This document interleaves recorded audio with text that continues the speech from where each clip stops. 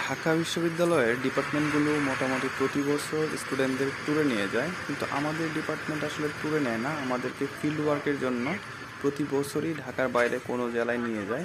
যেমন সেকেন্ড ইয়ারে সিলেট নিয়ে যায় 4 দিনের জন্য, থার্ড ইয়ারে সুন্দরবন নিয়ে যায় 7 দিনের জন্য, এবং ফোর্থ ইয়ারে পার্বত্য অঞ্চলের 4টি জেলা 8 থেকে 9 দিনের জন্য ভ্রমণ করার সুযোগ হয়ে থাকে। এখন আমরা আছি রাঙামাটির কাপ্তাই উপজেলায় এবং একদম কর্ণফুলী নদীর তীরে। এই রাস্তাটা আসলে খুবই সুন্দর, যে কারণে ভিডিও করা।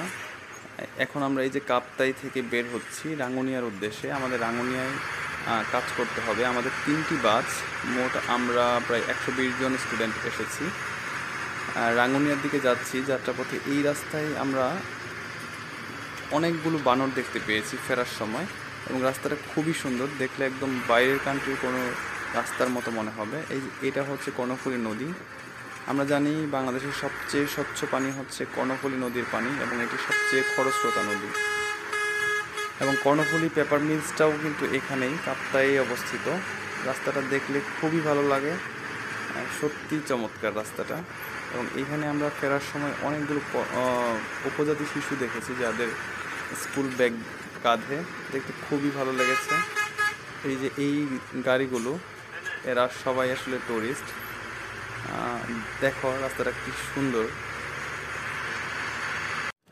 রাঙ্গুনিয়াতে আমাদের ফিল্ড ওয়ার্ক শেষ করে আমরা যাচ্ছি বাংলাদেশ কৃষি গবেষণা ইনস্টিটিউটে। আমাদের আরও কিছু কাজ বাকি আছে সেখানে, এই জন্য আমাদেরকে কর্ণফুলী নদী এই ট্রলারের মাধ্যমে পাড়ি দিতে হচ্ছে। এরপর আমরা কাজ শেষ করে বান্দরবনের উদ্দেশ্যে রওনা দিই। আমাদের 3টি বাস, এবং সামনে এবং পিছনে আমাদের পুলিশ প্রোটেকশন ছিল। আমাদের স্যারের বন্ধু ছিল ডিআইজি, উনি পুলিশ প্রোটেকশনের ব্যবস্থা করেছিলেন, এবং উনি আমাদের ভার্সিটির বড় ভাই ছিলেন। বান্দরবনে আমরা রাত্রি যাপন করি মৃত্তিকা ও পানির সংরক্ষণ কেন্দ্রে, এবং তারপর আমরা যাত্রা শুরু করি নীলগিরির উদ্দেশ্যে। এরকম চাঁদের গাড়ি আমাদের 10টা ভাড়া করা হয়েছিল, 10টা কিংবা 12টা। তারপর আমরা নীলগিরি গিয়ে পৌঁছাই এবং চিম্বুক পাহাড় ভ্রমণ করি।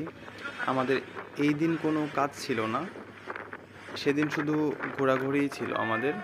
এবং ফেরার পথে আমার ফ্রেন্ড সেনাবাহিনীতে চাকরি করে রোকন, তার সাথে দেখা হয়েছিল, তার সাথে মিট করি আমরা। তারপর আমরা কক্সবাজারের উদ্দেশ্যে রওনা দেই। এরপর সারা রাত বান্দরবন থেকে কক্সবাজারে আসি আমরা বাসে করে। কক্সবাজার থেকে আমরা কর্ণফুলী এক্সপ্রেস শিপের মাধ্যমে সেন্ট মার্টিনে যাই, কারণ তখন মিয়ানমারের সাথে বাংলাদেশের একটু ঝামেলা চলছিল, যে কারণে আমাদের টেকনাফ থেকে সেন্ট মার্টিন রুটটা বন্ধ ছিল। এই জন্য আমরা কর্ণফুলীর শিপে করে কক্সবাজার থেকে সেন্ট মার্টিনের উদ্দেশ্যে রওনা করি।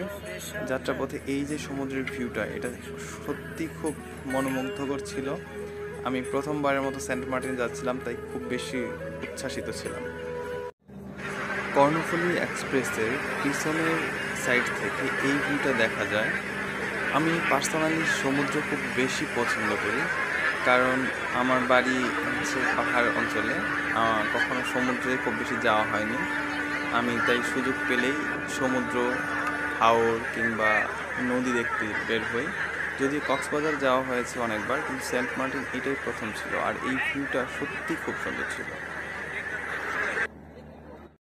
সেন্ট মার্টিনে সিভিসি রিসোর্টে আমরা একদিন স্টে করি, এবং তারপরের দিন এরকম 2টা ট্রলার নিয়ে সেরাদ্বীপের উদ্দেশ্যে রওনা করি, এবং তারপর সেন্ট মার্টিনে আরও একদিন স্টে করে কক্সবাজারের উদ্দেশ্যে কর্ণফুলী এক্সপ্রেসের মাধ্যমে রওনা করি।